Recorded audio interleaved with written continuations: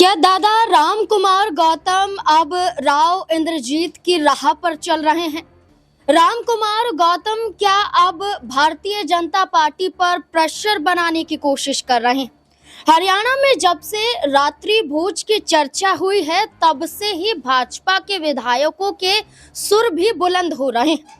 खुलकर अपनी बातों को, खुलकर अपने पदों को लेकर और खुलकर मान सम्मान का जिक्र करते हुए दिखाई दे रहे हैं। इस कड़ी में राम कुमार गौतम को हमने बखूबी देखा जब उन्होंने खुलकर ये भी कहा कि बीजेपी में विधायकों की और सांसदों की कोई हैसियत बची नहीं है, उनका मान सम्मान बचा नहीं है। अब बेइज्जती विधायकों और सांसदों की होती है क्योंकि उनके पास सिर्फ घूमने के अलावा कुछ नहीं है। उनके जरिए ना तो काम करवाए जाते हैं और ना उनके जरिए काम पूरे होते हैं, बल्कि अधिकारी ही सांसदों और विधायकों पर हावी हो जाते हैं। राम कुमार गौतम यहीं तक सीमित नहीं रहे, बल्कि सफेदों से यही विधायक की इच्छा 2024 के विधानसभा चुनाव के बाद ये रही कि उन्हें कैबिनेट में कोई मंत्रालय जरूर मिले, लेकिन भारतीय जनता पार्टी ने राम कुमार गौतम को कैबिनेट में शामिल नहीं किया, हिस्सा नहीं बनाया, जिसके बाद खुलकर राम कुमार गौतम ने विरोध शुरू कर दिया। बीजेपी से अलग हटने की तैयारियां शुरू कर दी।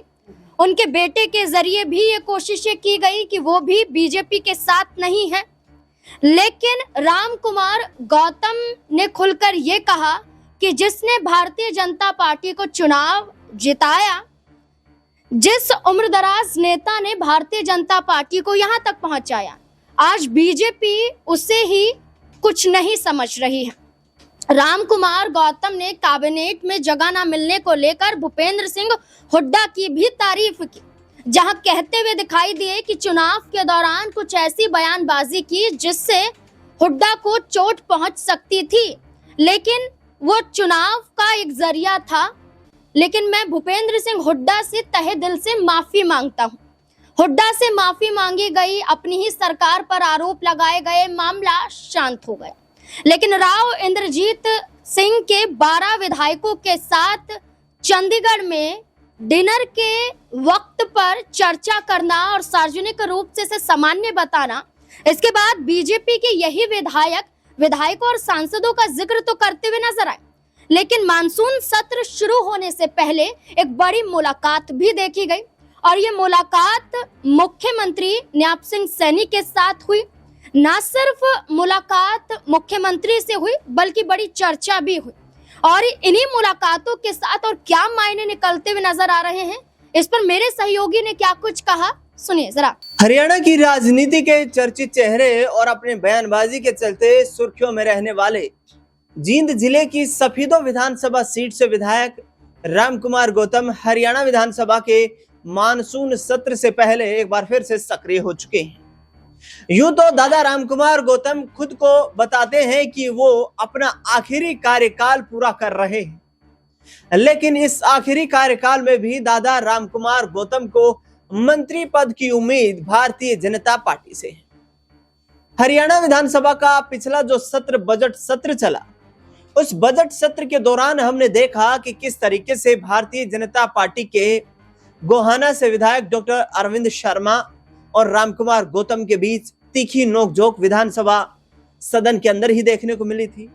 एक दूसरे पर व्यक्तिगत टिप्पणियां भी की गई थी, लेकिन अब फिर से राम कुमार गौतम कहीं ना कहीं अपनी इच्छा को लेकर सक्रिय हो चुके हैं और उनकी इच्छा ये है कि हरियाणा में अब होने वाले जो कैबिनेट विस्तार है उसमें राम कुमार गौतम की जगह बननी चाहिए। राम कुमार गौतम हरियाणा की राजनीति के बड़े चर्चित नेताओं में जाने जाते हैं। वर्ष 2019 में इन्होंने जननायक जनता पार्टी के साथ मिलकर चुनाव लड़ा था।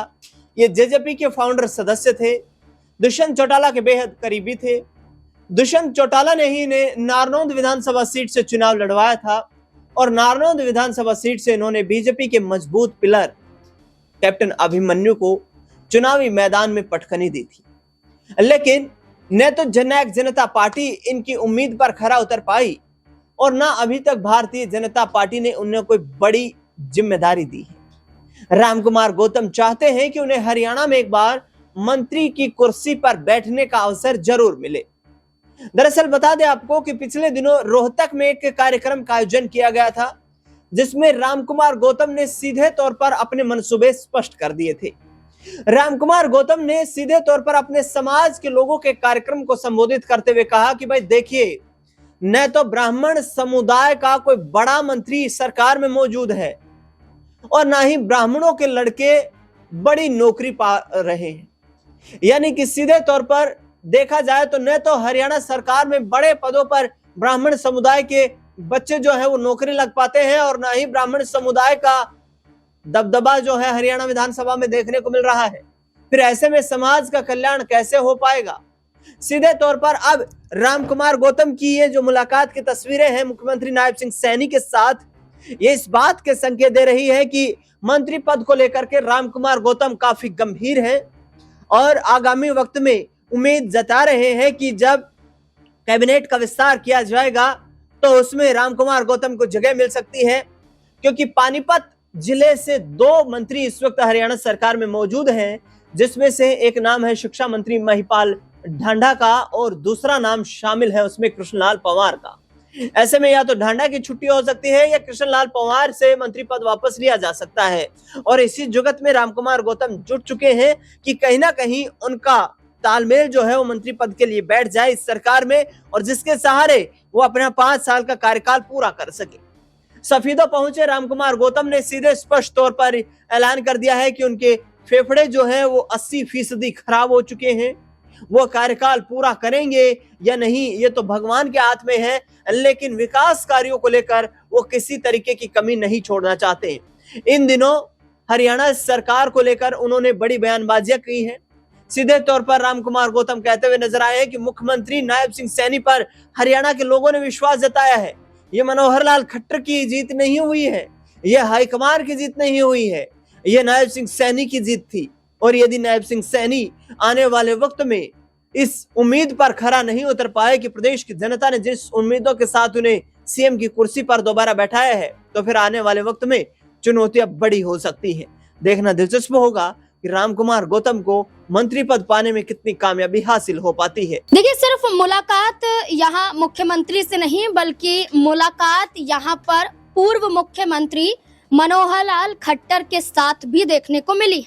ये तस्वीर देख रहे हैं जिसमें रामकुमार गौतम है और दूसरी तरफ मनोहर लाल खट्टर है। इन दोनों की मुलाकात हुई है। मुलाकात रामकुमार गौतम के आवास पर हुई है और इस मुलाकात के बाद एक बड़ा पोस्ट फेसबुक पर रामकुमार गौतम ने किया। मनोहर लाल खट्टर की तारीफ करते हुए नजर आए, लेकिन इन तारीफों के बाद आखिरकार क्या हरियाणा में कुछ बड़ा घटित होता हुआ दिखाई दे सकता है?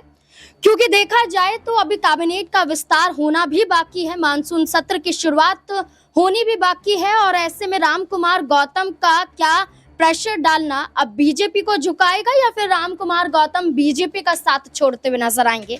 इस मुद्दे को लेकर आपको क्या लगता है? अपनी राय कमेंट सेक्शन में जरूर दें। देखते रहें SPN9 न्यूज। धन्यवाद।